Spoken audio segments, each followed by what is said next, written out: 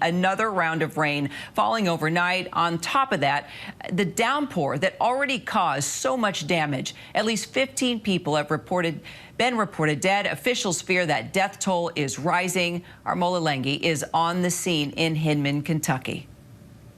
In Kentucky, pounding rain causing flash floods, sweeping roofs off homes, washing away cars, and entire neighborhoods left underwater. Everything's gone, everything is gone. The whole life is gone. This Kentucky resident losing her home. We had to swim out, and it was cold. It was over my head, so yeah, it's scary. This family climbing on top of their destroyed roof, collecting what's left from the destruction. Officials using helicopters to save those beyond the reach of boats. Got 10 stuck in apartment 3. Got a family trapped in a home, standing on the counters. We got multiple people trapped, standing on top of the houses, on top of their vehicles. We've got folks now that we can't get to. They've got water in their homes and they're trapped, and we just can't get to them because the water is so swift. In Buckhorn, Kentucky, this high school underwater. The playground nearly out of sight. It's just really devastating and heartbreaking. This is beyond just a cleanup. This is complete devastation inside of our school buildings. It's a war zone. It's a complete war zone in our whole community. In a matter of hours, first responders in St. Louis rushing to rescue more than 60 people trapped in the rising waters. Authorities rescuing multiple people and children trapped in this daycare facility with rising floodwater. The water started flowing into the area where the kids were. So we kind of hurry up, got them up, and we moved inside the sanctuary. And the water just kept pouring in, and it just started. It was crazy. And our Mola Lenghi is actually there live from Hindman, Kentucky. Mola, just give us a show and tell of where you are. It's so powerful, the images behind you and what you're learning at this hour.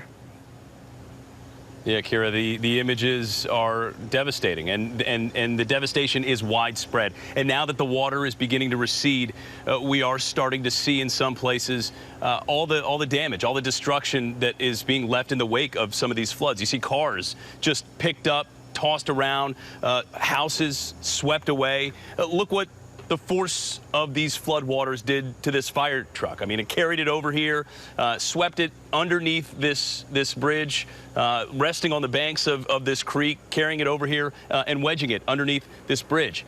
We have drone video of the downtown area of Hindman, a very small, sort of historic district here in Hindman, Kentucky, and showing the shops, the businesses, the homes just completely destroyed after water came rushing through that little downtown district.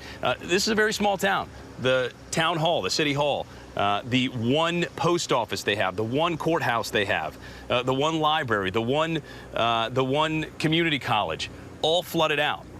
Not much left. I mean, you wonder, a small town like this, a devastation this dramatic, this significant, if this place will ever be the same again after something like this. So picking up the pieces this morning, we've heard anecdotal stories about homes coming off of foundations.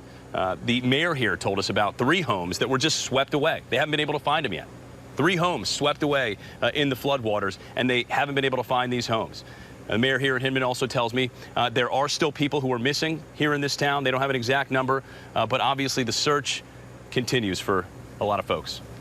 So, Mola, just put this in perspective for us, because I'm having flashbacks of Katrina right now. I mean, the governor is saying that the death toll could actually double. We have reported 15 people have already died, but, you know, rescue teams are out there trying to find more people, save more people. What's your sense here when the governor says this death toll is probably double right now and is definitely going to continue to rise? Well, obviously, Kira, the governor is looking at information and hearing a lot of stories and talking to, first responders and officials a lot more than we are. So, we would defer to the knowledge and the information that he has. 15 confirmed dead. at this point that has come up from overnight. You know, yesterday it was 8, now 15. The governor saying that he is expecting that number to climb. A lot of folks still reported missing, have not been found. We know yesterday they spent, first responders really spent the entire day going out and trying to save people. We know hundreds of swift boat rescues were made. Hundreds were attempted. About 50 air rescues were also made by helicopters, trying to reach people who couldn't be reached by boat. So those efforts were underway. A lot of people were saved, but we're expecting to hear from the governor this morning on the latest facts and figures. Kira. Yes, and we will take that live as soon as it happens, possibly around 11:30 Eastern Time. Mola, thank you so much.